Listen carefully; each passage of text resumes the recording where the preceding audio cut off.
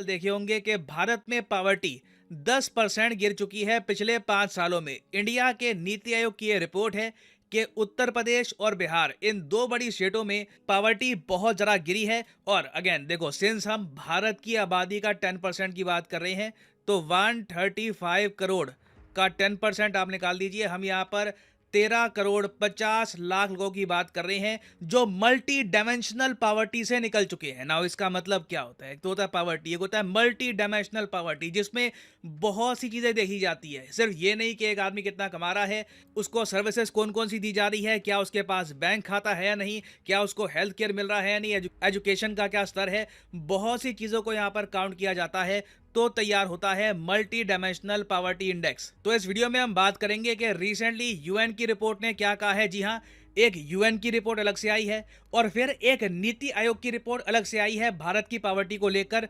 दोनों में क्या बात कही गई है डिस्कस करेंगे, बहुत कुछ आपको जानने को मिलेगा। मगर आगे बढ़ने से पहले आपसे क्वेश्चन पूछूंगा। क्वेश्चन यहाँ पर यह है कि हाल ही में भारत ने रुपी दिरहम ट्रेड पैक्ट साइन किया है किस अरब कंट्री के साथ। इस टॉपिक पर मैंने एक डेडिकेटेड वीडियो करी थी अपलोड, तो कमेंट सेक्शन में करिए उत्तर। ये है यहाँ पे आपकी ऑप्शंस, ओमान, कतर, यूएई या फिर सऊदी अरेबिया। इस क्वेश्चन का सही आंसर मैं आपको दूंगा वीडियो के एंड में। नाउ पॉवर्टी, गरीबी के बारे में आप देखो ना तो दो बहुत ज्यादा इंपैक्टफुल कोट्स आपको मिलेगी। एक तो अरिस्टोटल की कोट है, ग्रीक फिलोसोफर थे ये, अगस्तु कहते हैं हम इनको इंडिया में।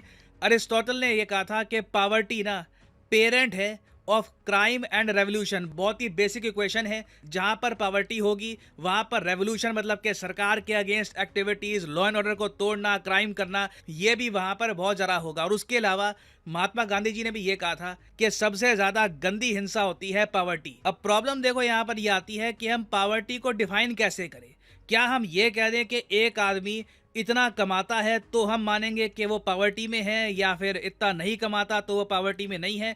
इसमें प्रॉब्लम ये आती है कि कंट्री टू कंट्री इन्फ्लेशन अलग है, चीज़ों के प्राइसेस अलग हैं। एक एग्जांपल के लिए मैं आपको बताऊं, एक बार कोई एक आदमी है इंडिया में, उसको उसके पास मान लो 400-500 रुपये है, तो वो पूरे दिन आराम से खाना खा लेगा, ब्रेकफास्ट, लंच, डिनर आराम से कर लेगा। मगर वो मान लीजिए यूरोप के किसी कंट्री में है, वेस्टर्न यूरोप में है, यूएसए में है, तो वहां पर 400-500 रुपए में सिर्फ एक टाइम का खाना खा पाएगा, एक बर्गर उसको मिल जाएगा, बाकी लंच डिनर वो नहीं कर पाएगा। तो डिपेंड करता है कि देखिए आप किस कंट्री में है। इसलिए ना यूनाइटेड नेशंस ने 2010 में एक अलग इंडेक्स तैयार किया। इसका इन्होंने नाम दिया मल्टी डायमेंशनल पॉवर्टी इंडेक्स। इन्होंने ये कहा कि पॉवर्टी ना डायरेक्टली हम कौन कितना कमाता है, कहाँ पे किस कंट्री में है, उससे तय नहीं कर सकते। हमें देखना होगा कि क्या उसको हेल्थ केयर, एजुकेशन, क्या उसका स्टैंडर्ड ऑफ लिविंग क्या है। ये सब चीज़ों पर गौर करके हम डिसाइड करेंगे कि एक देश में कितने लोग मल्टी डायमेंशनल पॉवर्टी में है। और यूनाइटेड नेशंस ने 10 पॉइंट्स यहाँ पे टारगेट किए। यहाँ पे आप देख पाओगे न्यूट्रिशन, ईयर्स ऑफ स्कूलिंग,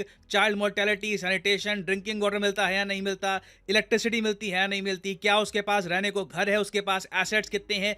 ये सारी बातें, ये सारे इंडिकेटर यूएन देखता है और उसके हिसाब से तय करता है कि एक कंट्री में कितनी मल्टी डायमेंशनल पॉवर्टी है। ना दुनिया भर में वैसे अगर हम देखें तो टोटल 1.1 बिलियन लोग कहा जाता है कि मल्टी डायमेंशनल पॉवर्टी में रहते हैं। और इस आंकड़े में से ऑलमोस्ट 50% जो लोग हैं ये आपको सब सहारन अफ्रीका और इंडियन सब कॉन्टिनेंट में ही मिल जाएंगे। ये जो दो इलाके हैं यहाँ पर दुनिया की आधी गरीबी, ऑलमोस्ट आधी गरीबी आपको मिल जाएगी। Now United Nations development programme ने जो 2023 में अपनी मल्टी डायमेंशनल पॉवर्टी की रिपोर्ट निकाली थी, उसमें इन्होंने ओपनली ये बात कही कि पिछले 15 सालों में टोटल 415 मिलियन इंडियंस, मतलब के 41 करोड़ 50 लाख इंडियंस गरीबी से बाहर निकले हैं, मल्टी डायमेंशनल पॉवर्टी से बाहर निकले हैं। ये बहुत बड़ी बात है।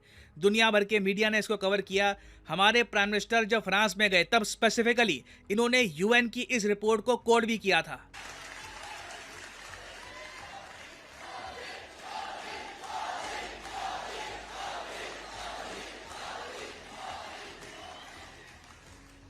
आपने हाल में आई यूएन की एक रिपोर्ट भी जरूर देखी होगी। उस रिपोर्ट में यूएन कहता है सिर्फ 10-15 साल के भीतर ही भारत ने 415 मिलियन यानी लगभग 42 करोड़ देशवासियों को 42 करोड़ देशवासियों को गरीबी रेखा से बाहर निकाला है।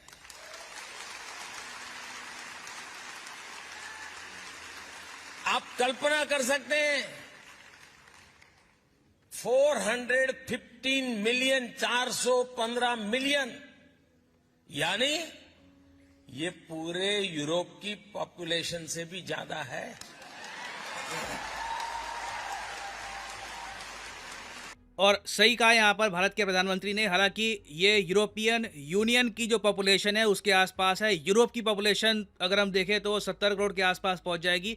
बट ये जो आंकड़ा है ना 415 मिलियन का, ये यूएस की आबादी से ज़्यादा है।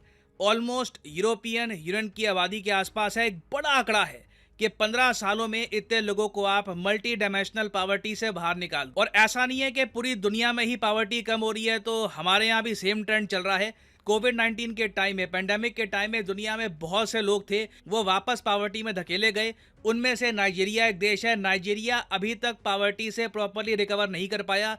इंडिया में एक तरफ पॉवर्टी कम हो रही है, नाइजीरिया में पॉवर्टी बढ़ रही है। ये बात नाइजीरिया के मीडिया ने खुद रिपोर्ट करी है। पॉवर्टी रिसीडिंग मतलब कम हो रही है भारत में, वर्सन ज़रा बदतर हो रही है नाइजीरिया में। और कई देश हैं जहां पर पॉवर्टी लगातार खराब हो रही है। नाउ ये सब तो हमने बात कर ली है यूएन की रिपोर्ट की। नाउ नीति आयोग ने भी ना रिसेंटली एक अलग से रिपोर्ट निकाली है कि इंडिया का खुद का मल्टी डायमेंशनल पॉवर्टी इंडेक्स क्या कहता है। नाउ इंडिया ने देखो एक बहुत यूनिक काम किया था, खुद की ये मल्टी डायमेंशनल रिपोर्ट तैयार करके। जो यूएन की रिपोर्ट है ना उसमें टोटल 10 इंडिकेटर है, ठीक है। इसके हिसाब से ये रिपोर्ट तैयार करते हैं। इंडिया इनके 2 कदम और आगे गया। इंडिया ने ये डिसाइड किया कि हम लोग जब ये इंडेक्स बनाएंगे ना तब हम इसमें 2 और चीजें ऐड करेंगे, 2 और इंडिकेटर ऐड करेंगे। हमारा इंडेक्स और जरा कॉम्प्रिहेंसिव होगा। और इसलिए जो इंडिया का खुद का ये मल्टी डायमेंशनल इंडेक्स है जिसमें यूएन के सारे इंडिकेटर तो आते हैं, साथ ही साथ 2 और इंडिकेटर्स को हम ऐड कर देते हैं। एक तो है विमेन हेल्थ केयर और दूसरा बैंक अकाउंट, कि एक देश में कितनी प्रतिशत आबादी है जिनके पास खुद के बैंक अकाउंट है। क्योंकि एक बार एक व्यक्ति के पास बैंक अकाउंट आ गया तो डायरेक्टली सरकार उस आदमी को पैसे प्रोवाइड कर सकती है। करप्शन के चांसेस बहुत ज़्यादा कम हो जाएंगे। डायरेक्ट बेनिफिट ट्रांसफर एक रेवोल्यूशन से कम नहीं है। और इसलिए जो नीति आयोग की रिपोर्ट है ना, बाय द वे ये जो पीडीएफ है ये ओपनली अवेलेबल है, फ्री टू डाउनलोड है। आप नीति आयोग की वेबसाइट पे जाओगे, वहाँ पे लिखोगे national multi dimensional poverty index, आपको मिल जाएगा। जो यूएन का मल्टी डायमेंशनल पॉवर्टी इंडेक्स है उससे ज़्यादा कॉम्प्रिहेंसिव ही है ये। क्योंकि यहाँ पे आप देख पाओगे इस रिपोर्ट में इन्होंने हाईलाइट कर रखा है कि हमने मैटरनल हेल्थ को भी ऐड किया है अपने इंडिकेटर में, हमने बैंक अकाउंट को भी ऐड किया है। बड़े कम देश आपको मिलेंगे जो अपना टेस्ट ज़्यादा मुश्किल करेंगे कि नहीं आप इन दोनों चीज़ों पर भी ना हमें जज करो। और इसलिए मैं कहूँगा जो ये नेशनल मल्टी डायमेंशनल इंडेक्स है ना, ये यूएन से भी ज़्यादा क्लियर पिक्चर बताता है। और वैसे मैं आपको यही बता दूँ कि जो यूएन वाला इंडेक्स है ना उसका डेटा भी यूएन खुद इकट्ठा नहीं करता।